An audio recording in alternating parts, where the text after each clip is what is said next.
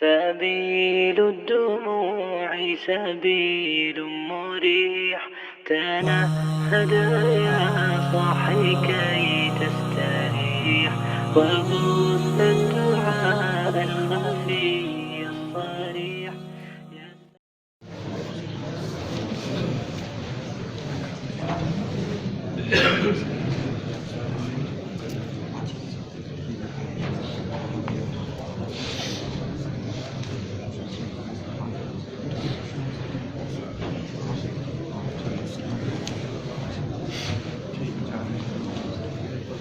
الحمد لله رب العالمين،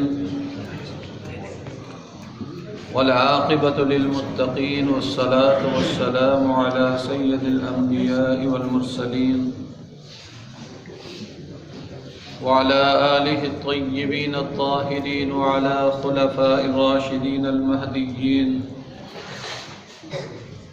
صلى الله تعالى عليه وعلى آله وأصحابه وأزواجه وسلم تسليما كثيرا كثيرا. أما بعد، فأعوذ بالله من الشيطان الرجيم. بسم الله الرحمن الرحيم. ولقد خلقنا الإنسان ونعلم ما توسوس به نفسه ونحن أقرب إليه من حبل الوريد إذ يتلقى المتلقيان عن اليمين وعن الشمال قعيد ما يلفظ من قول إلا لديه رقيب عتيد وجاءت سكرة الموت بالحق ذلك ما كنت منه تحيد ونفخ في الصور ذلك يوم الوعيد وجاءت كل نفس معها سائق وشهيد. صدق الله العظيم.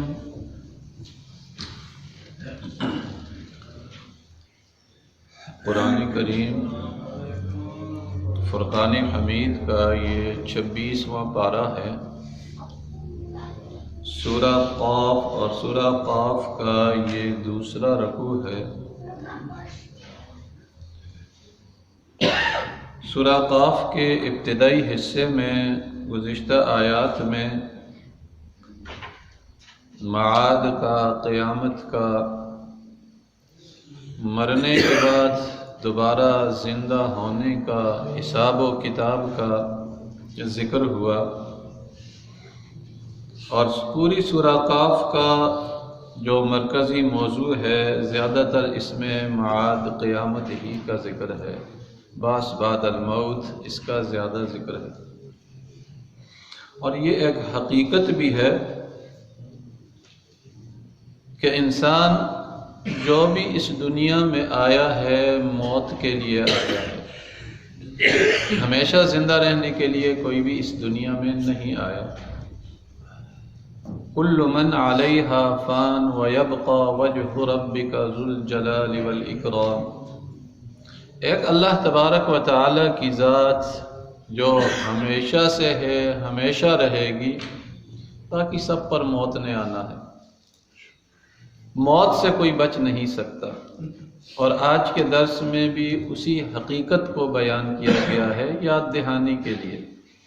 قرآن کریم میں کوئی صورت، کوئی رکوع ایسا نہیں ہے کہ جس میں واضح طور پر یا اشارتاً بعث بعد الموت کا ذکر نہ ہو، مرنے کے بعد جو دوسری زندگی ہے اس کا ذکر نہ ہو. اور یہ اس لیے کہ تاکہ انسان غفلت سے باہر آئے، کیونکہ قرآن میں ترغیب بھی ہے، ترہیب بھی ہے. قرآن میں ڈرایا بھی جاتا ہے، امیدیں بھی دلائی جاتی ہیں، تاکہ انسان غفلت میں نہ رہے اور آخرت کی تیاری کرے. اور اسی کے بارے میں اللہ کے نبی نے فرمایا القیس من دان نفسہ وعمل لما بعد الموت. عقل مند آدمی وہ ہے کہ جو اس دنیا کی زندگی کو، جو اللہ نے دنیا کی زندگی عطا کی ہے، غنیمت سمجھ کر مرنے کے بعد کی تیاری کرے. اور دنیا انسان کے لیے ضرورت ہے، لیکن انسان کا مقصد یہ آخرت ہے. انسان آیا آخرت کے لیے ہے، آخرت کی طرف جانے کے لیے آیا ہے، تو انسان اس کے لیے تیاری کرے. اور بحیثیت مسلمان ہمارا یقین ہے کہ مرنے کے بعد دوبارہ زندہ ہونا ہے، اور وہاں کیا حالات ہوں گے گزشتہ دروس میں اس کا ذکر ہوا، اور آج کے درس میں بھی اس کا ذکر ہے۔ اس سے پہلے جو لوگ بعث بعد الموت، مرنے کے بعد کی زندگی کا انکار کرتے ہیں، ان کا جواب گزشتہ دروس میں آیا، اور وہ اعتراض اس انداز میں کرتے تھے، وہ یہ سوچتے تھے اپنی محدود عقل کے مطابق کہ انسان مر جائے گا، مرنے کے بعد مٹی میں کھپ جائے گا، مٹی کا حصہ بن جائے گا، اور پھر اس مٹی کو کیسے دوبارہ اکٹھا کر کے انسان کو زندہ کیا جائے گا۔ تو اس بارے میں بتایا گیا کہ اللہ علم رکھنے والی ذات ہے، اللہ سے کوئی چیز مخفی اور پوشیدہ نہیں ہے، اس سب کو اللہ اکٹھا کرے گا اور دوبارہ وجود دے گا۔ اس سے آگے بڑھ کر آج کے درس میں ہے کہ اس سے آگے بڑھ کر اللہ کا علم کتنا ہے۔ اللہ تبارک و تعالی کے علم کے احاطہ سے عالمین میں کوئی چیز باہر نہیں ہے، ہر چیز کو اللہ نے اپنے علم کے احاطے میں لیا ہوا ہے، اور پھر اتنا علم ہے کہ بعض اوقات انسان کو اپنے وجود کے اندر کسی چیز کے بارے میں علم نہیں ہوتا، اللہ اس سے بھی خبردار ہے۔ اور یہاں ایک مثال دے کر بتا دیا کہ اللہ کا علم کے اعتبار سے اللہ انسان کی دھڑکتی ہوئی رگ سے بھی زیادہ قریب ہے۔ جو دھڑکتی ہوئی رگ ہے اس سے بھی اللہ زیادہ قریب ہے۔ تو اللہ سے کوئی چیز مخفی اور پوشیدہ نہیں ہے کہ کوئی یہ سوچے مر جائیں گے، مٹی میں چلے جائیں گے، مٹی کا حصہ بن جائیں گے، اور نام و نشان بھی باقی نہیں رہے گا، تو دوبارہ کیسے زندگی ملے گی؟ اس لیے کہ اللہ تبارک و تعالیٰ نے جو عدم سے وجود دیا ہے وہ دوبارہ وجود دے گا، اور وجود دے کر اللہ تبارک و تعالیٰ حساب و کتاب لے گا۔ تو آج کے درس میں اسی کا ذکر ہے کہ اے انسان، تو غفلت کے پردوں سے باہر آ جا، غفلت سے باہر آ جا اور فکر آخرت میں لگ جا۔ تجھے مرنا ہے، ضرور مرنا ہے، سکرات موت کے یہ ہر ایک پر آنے ہیں، ہر ایک کو اس مرحلے سے گزرنا ہے۔ موت کی سختی، موت کے سکرات ہر نفس پر آنے ہیں، اور موت کے سکرات کیسے ہیں؟ یہ کوئی معمولی حادثہ نہیں ہونے والا، یہ بہت بڑا حادثہ ہونے والا ہے۔ کتنے سخت ہیں۔ ایک حدیث میں آتا ہے، اللہ کے نبی نے فرمایا کہ موت کی مثال آپ ایسے لے لیں کہ ہر ایک کا اس سے واسطہ پڑنا ہے کہ خاردار جہاڑیوں والا، کانٹوں والا پودا ہو، انسان کے جسم میں داخل کر دیا جائے، اور اس کے کانٹے ہر رگ سے چمٹ جائیں، اور پھر طاقتور آدمی اس کو کھینچے اور نکالے، اور وہ نکال نہ سکے اس کو، اور وہ ٹوٹ جائے اندر۔ موت کی کیفیت ایسی ہوتی ہے، موت کی سختی ایسے ہوتی ہے کہ جب انسان پر موت کے حالات آتے ہیں، یہ جانے والا ہی، کیونکہ موت کی جو تکلیفیں ہیں یہ دیکھنے والی ہیں، جو جانے والا ہے وہ واپس آ نہیں سکتا کہ کوئی بتا دے۔ انسان دیکھتا ہے اس کے ساتھ کیا ہو رہا ہے، یہ جانے والے کو خبر ہے، دیکھنے والے کو نہیں ہے۔ اسی لیے کسی نے کہا ہے کہ موت کے بعد کے جو حالات ہیں، یا مرنے کے وقت انسان کو کتنی تکلیف ہوتی ہے، یا برزخ قبر کے اندر انسان پر کیا حالات ہیں، یہ دیکھنے کے ہیں، یہ بیان کرنے کے نہیں ہیں۔ اس کے بارے میں کوئی تصور بھی نہیں کر سکتا۔ ہاں، جب ان مراحل سے انسان گزرے گا تو اپنی آنکھوں سے دیکھے گا، عین الیقین ہوگا، لیکن پھر واپس لوٹ نہیں سکے گا کہ اس کے لیے تیاری کر کے جائے۔ اور کچھ خوش نصیب ایسے ہوں گے ایمان کے اعتبار سے کہ ان پر موت آئے گی، اور موت اتنی آسانی کے ساتھ اس کی روح اس کے جسم سے نکال دی جائے گی کہ جس طرح بال آٹے کے اندر پڑا ہوا ہو اور وہاں سے بال کو نکال دیا جائے، بڑی آسانی کے ساتھ نکال دیا جائے۔ یا دوسری مثال، مشکیزے میں پانی، مشکیزہ دیکھا ہوگا جس میں پانی بھرتے ہیں، چمڑے کا بنا ہوا ہوتا ہے، تو اس کو پانی سے بھر دیا جائے اور اس کے منہ کو کھول دیا جائے تو وہ خود بخود آرام سے پانی وہ خالی ہو جاتا ہے۔ تو مومن کی روح اس طرح اس کے جسم سے الگ کر دی جاتی ہے، لیکن اکثریت میں چونکہ لوگ ایمان والے نہیں ہوتے، تو جو بغیر ایمان کے یا فسق و فجور کے اندر زندگی گزار کر گیا ہوا ہوگا، تو فرمایا روح ایسے نکالی جاتی ہے کہ ایک مومن کی منہ میں ایک مومن کو ہزاروں سال بعد تک اس کا ذائقہ موت کا محسوس کرتا ہے، تو پھر جو فسق و فجور کے ساتھ بغیر ایمان کے ساتھ اس دنیا سے گیا ہوا ہوگا، اس کی کیفیت کیا ہوگی۔ ایک روایت میں ہے، ایک واقعہ لکھا ہے کہ حضرت عیسیٰ علیہ السلام کو اللہ نے معجزہ دیا تھا، اور وہ معجزہ کیا تھا؟ مردوں کو زندہ کرتے تھے۔ حضرت عیسیٰ علیہ السلام مردوں کو زندہ کرتے تھے، کوڑیوں کو دم کرتے تھے، اللہ شفا دیتا تھا۔ یہ زندہ اللہ کرتا تھا، لیکن یہ معجزہ تھا حضرت عیسیٰ علیہ السلام کا۔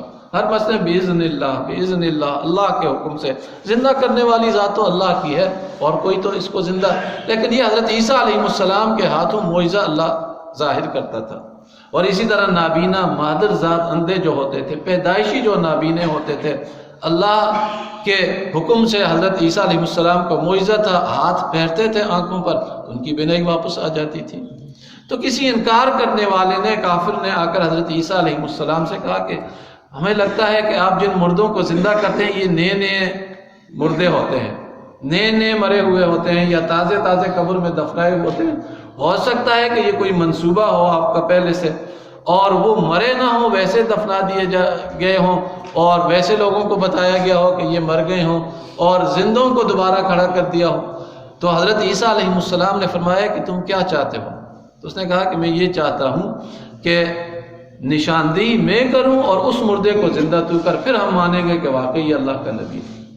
تو وہ لے گیا، کہتے ہیں حضرت نوح علیہ السلام کا بیٹا تھا جس کا نام سام تھا۔ حضرت نوح علیہ السلام کے ایک بیٹے کا نام سام بھی تھا، جیسا کنعان تھا، تو اسی طرح ایک بیٹے کا نام سام تھا۔ تو اس کی قبر پر لے گیا، کہا کہ اس کو زندہ کر دے تو تب میں مانوں گا کہ واقعی تو اللہ کا نبی ہے۔ تو حضرت عیسیٰ علیہ السلام نے 2 رکعت نماز نفل پڑھے، اللہ سے دعا کی، تو اللہ تبارک و تعالیٰ نے اس کو زندہ کر دیا۔ اور کتنا عرصہ گزر چکا تھا؟ حضرت عیسیٰ علیہ السلام اور سام کے درمیان کہتے ہیں کہ 4000 سال گزر چکے تھے، 4000 سال کا عرصہ گزر چکا تھا۔ جیسے ہی وہ زندہ ہوا تو زندہ ہونے کے ساتھ ہی دیکھا اس کے سر اور داڑھی کے بال سفید ہیں، اور وہ ادھر ادھر دیکھنے لگا، پوچھنے لگا کیا قیامت واقع ہوگی، کیا قیامت واقع ہوگی۔ تو حضرت عیسیٰ علیہ السلام نے اس سے کہا کہ اس زمانے میں، نوح علیہ السلام کے زمانے میں داڑھی اور سر کے بال سفید نہیں ہوتے تھے، 1000 سال کی عمریں گزر جاتی تھی، جوان رہتے تھے، داڑھی اور سر کے بال کالے رہتے تھے، سفید نہیں ہوتے تھے، تیرے بال کیسے سفید ہیں؟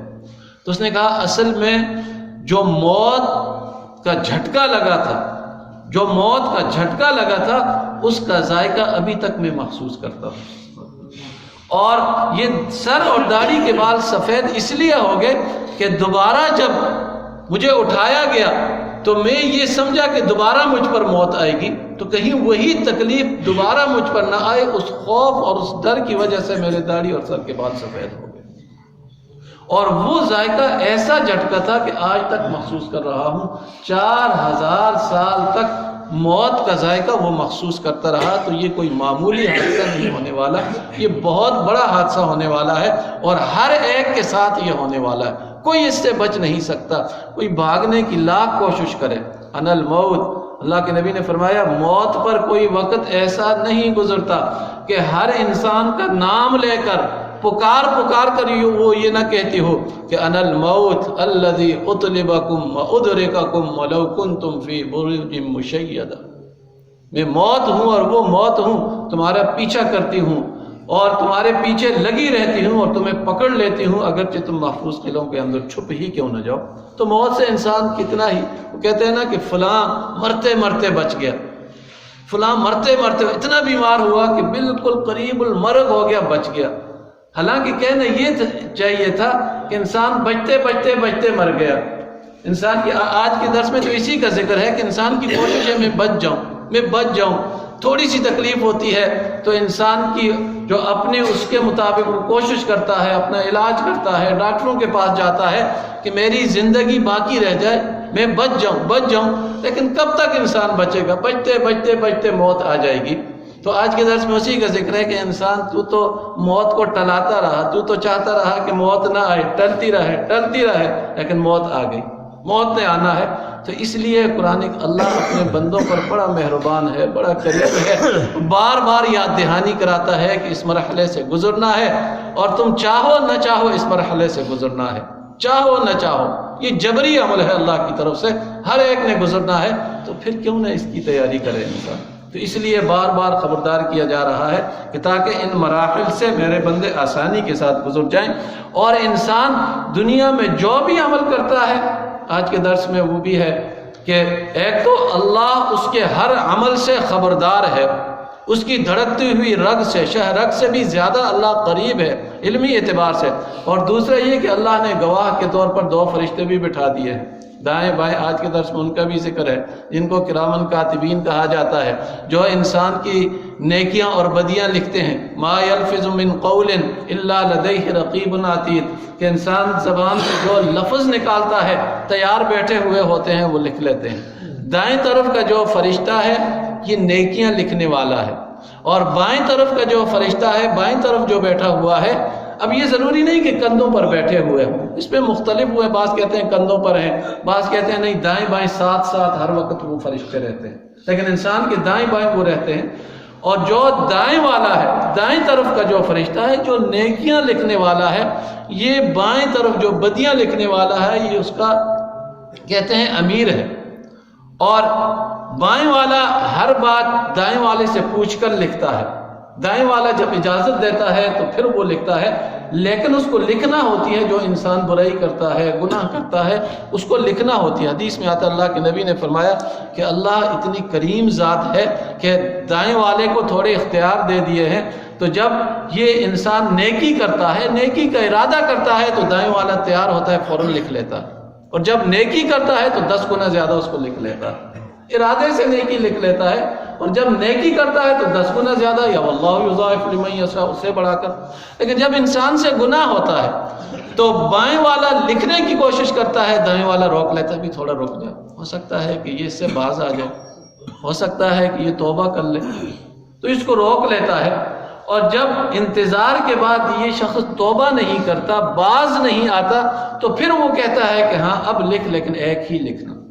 جب گناہ کرتا ہے تو وہ ایک ہی لکھتا ہے، اور نیکی کرتا ہے تو 10 گنا زیادہ، یہ اللہ کا وعدہ ہے، اور جتنا زیادہ واللہ یضاعف لمن یشاء، پھر بھی انسان جہنم کی طرف جائے، پھر بھی بدیوں کا پلہ بھاری ہو، تو یہ انسان کی اپنی بد نصیبی، اپنی کمزوری ہے کہ نیکیاں لکھی ہی جاتی ہیں، بدیاں بعض اوقات وہ بھی مٹا دی جاتی ہیں، جب انسان توبہ کرتا ہے تو وہ بھی مٹا دی جاتی ہیں، لیکن پھر بھی انسان اتنا کمزور ہو جائے کہ وہ اتنی بدیاں کرے، اتنی بدیاں کرے کہ بدیوں کا پردہ نیکیوں پر بھاری ہو جائے، تو یہ انسان کی پھر اپنی بد نصیبی ہے۔ تو آج کے درس میں اسی کا ذکر ہے، وَلَقَدْ خَلَقْنَا الْإِنسَانَ، ہم نے پیدا کیا ہے انسان کو، یعنی خالق اللہ فرماتا ہے میں ہی ہوں، انسان کو پیدا میں نے ہی کیا ہے۔ وَلَقَدْ خَلَقْنَا الْإِنسَانَ، اور پیدا کیا ہے انسان کو میں نے، اور نَعْلَمُ، اور میں جانتا بھی ہوں، علم بھی رکھتا ہوں، ما توسوس بہ نفس، جو اس کے دلوں میں وسوسہ آتا ہے، جو سوچ آتی ہے، جو ارادہ آتا ہے، میں ان ارادوں سے بھی واقف ہوں۔ کیوں؟ وَنَحْنُ أَقْرَبُ إِلَيْهِ مِنْ حَبْلِ الْوَرِيدِ، میں زیادہ قریب ہوں اس کی دھڑکتی ہوئی رگ سے، رگ سے بھی زیادہ میں اس کے قریب ہوں۔ اِذْ يَتَلَقَّى الْمُتَلَقِّيَانِ، جب اچک لیتے ہیں دو اچک لینے والے، یہ ان 2 فرشتوں کی، کہ 2 فرشتے جو انسان کرتا ہے وہ اس کو لکھ لیتے ہیں، جب لکھ لیتے ہیں، اچک لیتے ہیں، لکھ لینے کے والے، عن الیمین وعن الشمال، جو دائیں بائیں بیٹھے ہوئے ہیں یا اس کے دائیں بائیں ہیں، قعید، یہاں بیٹھے ہوئے کا ذکر ہے کہ دائیں اور بائیں جو بیٹھے ہوئے ہیں، ما یلفظ، اور وہ کیا لکھتے ہیں، ما یلفظ من قول، جو بھی تم زبان سے نکالتے ہو، الا لدیہ رقیب عتید، وہ فوراً لکھنے والے لکھ لیتے ہیں۔ اسی لیے کہا جاتا ہے کہ انسان کو سوچ سمجھ کر زبان سے الفاظ نکالنے چاہیے، اور سوچ سمجھ کر کہ کہیں یہ میرے خلاف گواہ بن رہے ہیں یا میرے حق میں، یہ میرے لیے فائدہ مند ہے یا نقصان دہ ہے، اور سوچ کر کے جو لفظ میں نکال رہا ہوں دائیں والا لکھے گا یا بائیں والا لکھے گا، تو یہ سوچ کر جب انسان زبان سے الفاظ نکالے گا تو یہ اس کو فائدے مند دے گا. اسی لیے کہا گیا پہلے انسان کو اپنے الفاظ کو تولنا چاہیے پھر بولنا چاہیے. تولنے کا مطلب کیا ہے کہ یہ ترازو میں جانے والے ہیں تو نکالنے سے پہلے انسان تولے کہ یہ میرے حق میں ہوں گے یا میرے خلاف ہوں گے. تو اس لیے جو بھی انسان ہو ما يلفظ من قول، جو بھی لفظ انسان اپنی زبان سے نکالتا ہے الا لدیہ رقیب عتید، تو اسے اچک لیتے ہیں، لکھ لیتے ہیں لکھ لینے والے. وجاءت سکرۃ الموت، یہ تو زندگی میں یہ ہوتا رہتا ہے، لیکن اس کے آگے کچھ اور مراحل ہیں. وجاءت سکرۃ الموت بالحق، یہ دیکھو آگے سکرات موت کی بے ہوشی. آواز آ جاتا ہے فلاں پر موت کی بے ہوشی آ گئی، فلاں نزع کی عالم میں ہے، فلاں پر موت کے آثار ظاہر ہو گئے. تو وجاءت سکرۃ الموت، ہر ایک کے بارے میں یہ آواز لگنی ہے. وجاءت سکرۃ الموت بالحق، اور یہ آ گئی موت کی بے ہوشی بالحق، جو یقینی ہے، اس سے کوئی انکار نہیں کر سکتا. ذالک ما کنت منہ تحید، اور یہ وہ ہے جس کو تو ٹلاتا رہا، یعنی تو کوشش کرتا رہا کہ موت نہ آئے موت نہ آئے موت نہ آئے، تو بچتے بچتے بچتے موت آ گئی. تو مرتے مرتے بچتا نہیں آدمی، بچتے بچتے انسان مر ہی جاتا ہے. زندگی کے سفر میں بچتے بچتے بچتے انسان مر جاتا ہے. تو اسی کا ذکر ہے کہ ما کنت منہ تحید، جس کو تو ٹلاتا رہا وہ وقت آ ہی گیا. لیکن اس سے آگے کچھ اور مشکل گھڑیاں آنے والی ہیں. وہ کیا ہے؟ وَنُفِخَ فِي الصُّورِ، جس دن سور پھونکا جائے گا، فرشتہ سور پھونکے گا، حضرت اسرافیل علیہ السلام. ذَلِكَ يَوْمُ الْوَعِيدِ، وہ دن ہوگا ڈرنے کا. اصل دن وہ ہے ڈرنے کا جس کے بارے میں پچھلے درس میں آپ سن چکے ہیں کہ اس میں کیا کیفیت ہوگی، انسان کس کیفیت میں ہوگا میدان حشر کے اندر. تو وہ اصل دن ہے ڈرنے کا. وَجَاءَتْ كُلُّ نَفْسٍ مَّعَهَا، اور آئیں گے ہر نفس کے ساتھ، ہر انسان کے ساتھ، ہر ایک کے ساتھ. سائقٌ، ایک اس کو ہانکنے والا، ایک اس کو لے جانے والا. وشہید، اور ایک اس کے بارے میں بتلانے والا کہ یہ کیا کر کے آیا ہے. تو دو فرشتے وہاں بھی ساتھ ہوں گے میدان حشر میں. ایک اس کو پکڑ کر لے جائے گا اور دوسرا اس کے بارے میں بتائے گا کہ یہ کیا کر کے آیا ہے.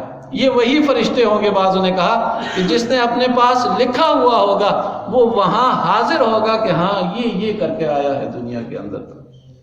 لقد كنت في غفلة من هذا، اور یہ وہ دن ہے کہ جس سے تو غفلت میں تھا. آج یہ وہ دن ہے کہ جس کے بارے میں تو غفلت میں تھا. فَكَشَفْنَا عَنْكَ غِطَاءَكَ، اور ہم نے دور کر دی ہے تم سے اس اندھیرے کو جو غفلت کے اندر آپ عین الیقین ہے تمہارے سامنے ہے وہ دن. فَبَصَرُكَ الْيَوْمَ حَدِيدٌ، اور آج تمہاری نظر تیز ہو گئی. آج تو وہ سب نظر آ رہا ہے، فرشتے بھی نظر آ رہے ہیں، عمل نامے بھی نظر آ رہے ہیں، میدان حشر بھی نظر آ رہا ہے. تو آج تمہاری نظر ایسی تیز اللہ نے کر دی اور سارے غفلت اور سارے اندھیرے دور کر دیے. وقال قرینہ، اور کہا اس کے ساتھ والے نے. اس وقت پھر ساتھ والا کون؟ وہ فرشتے جو دنیا میں لکھتے رہے. وہ اس وقت کیا کہیں گے؟ ھذا ما لدیہ عتید، یہ ہے وہ جو کر کے آیا ہے، یہ ہے اس کے اعمال نامے، یہ ہے اس کا لکھت، یہ ہے لکھا ہوا. جو بھی اس نے کیا سارا یہاں موجود ہے، سارا اس کے اندر موجود ہے. تو اس وقت وہ فرشتے بھی بطور گواہ کے ساتھ ہوں گے.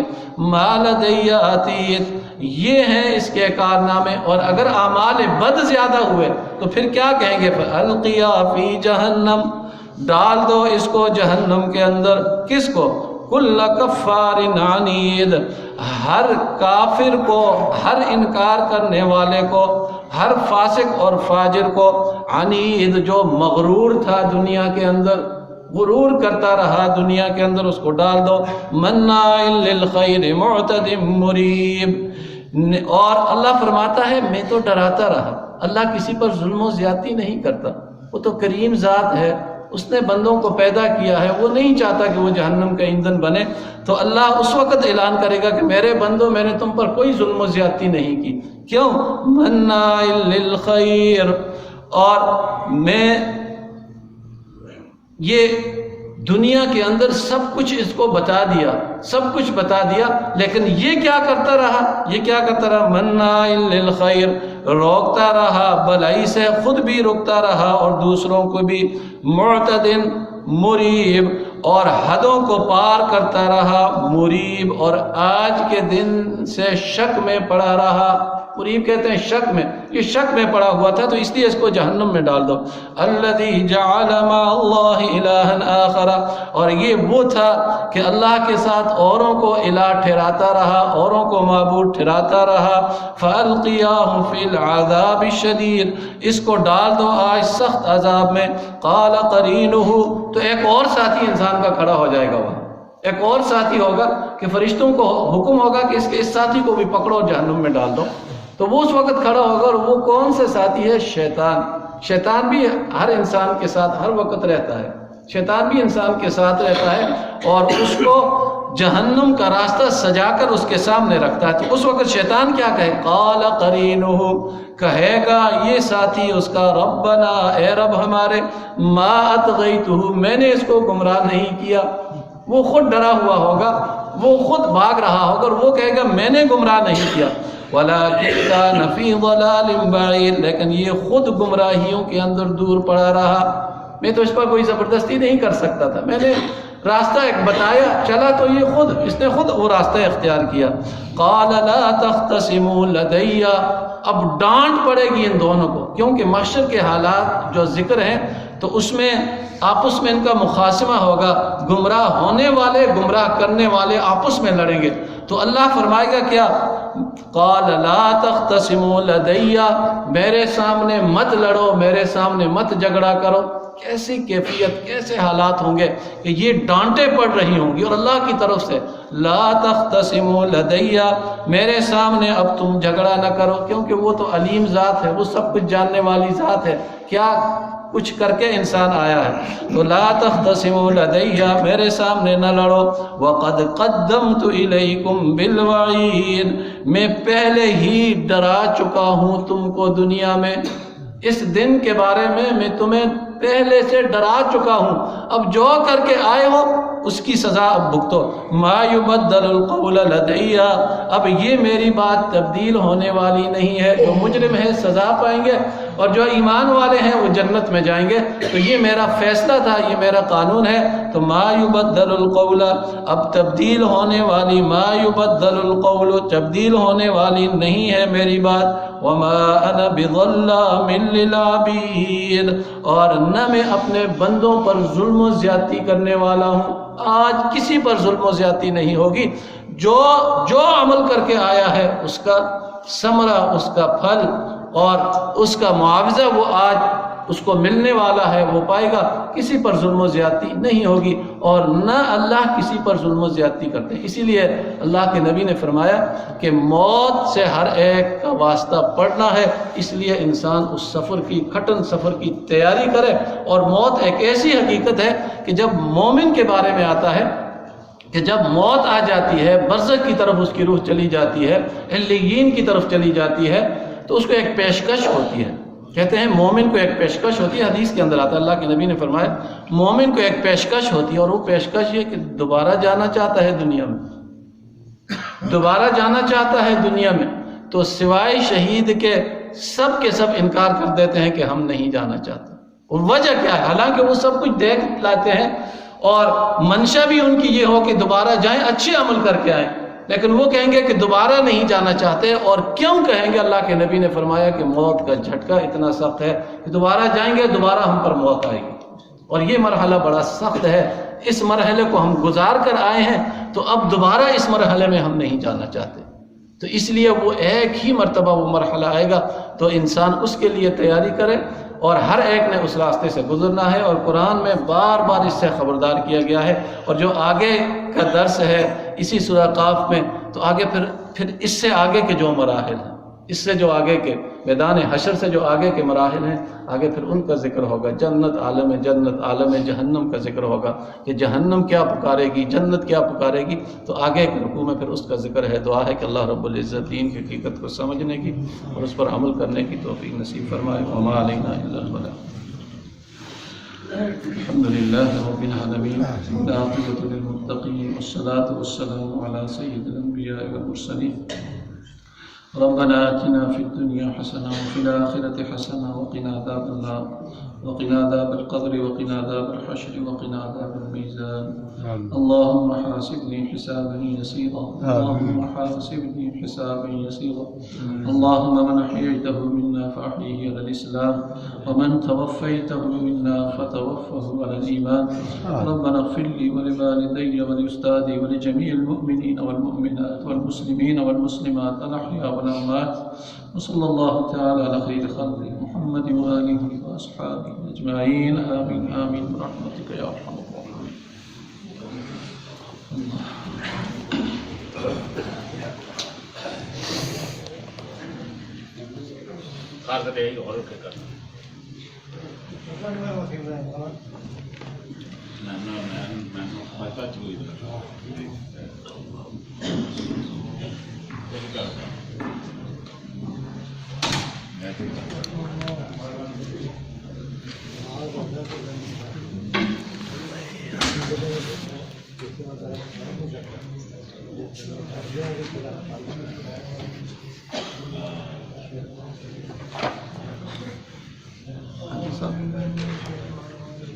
شروع سے پڑھتے آئے ہیں کہ 27ویں رات کے بارے میں زیادہ تر علماء دین کا ہے کہ بھائی شب 27ویں رات شب قدر ہے زیادہ تر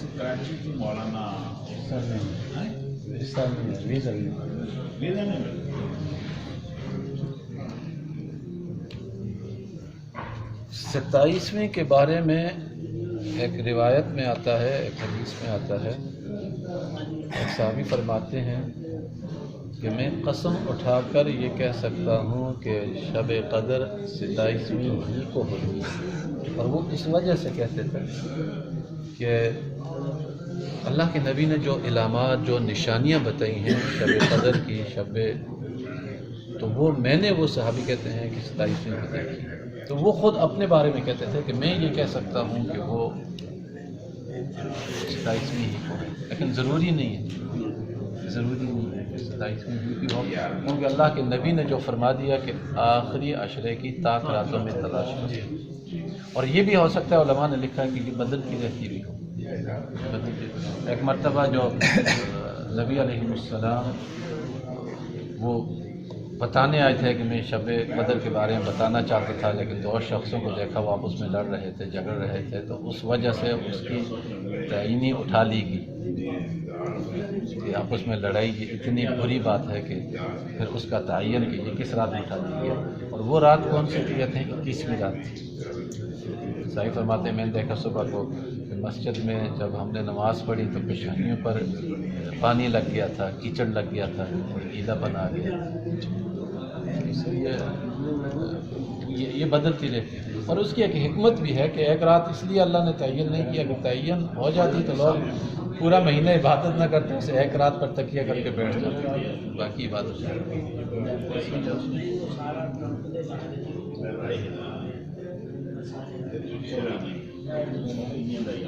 مومن کے لیے تو ہر رات الدموع سبيل مريح تنهدى يا صاحي كي تستريح وبث الدعاء الخفي الصريح يسعك الفضاء الرحيب الفسيح سبيل الدموع سبيل مريح تنهدى يا صاحي كي تستريح وبث الدعاء الخفي الصريح يسعك الفضاء الرحيب الفسيح فبالله كم تستطب القروح ويبرأ جروح الكسير الجريح وينشط ذاك السقيم العليل وقد كان بالسقم دهرا طريق تقال العثار العظام به ويغدو الهوى بذكر الإله تطيب الحياة، تسر أسارير وجه صبيح، تسر أسارير وجه صبيح. سبيل الدموع سبيل مريح، تنهدى يا صاحي كي تستريح، وبث الدعاء الخفي الصريح، يسعك الفضاء الرحيب الفسيح.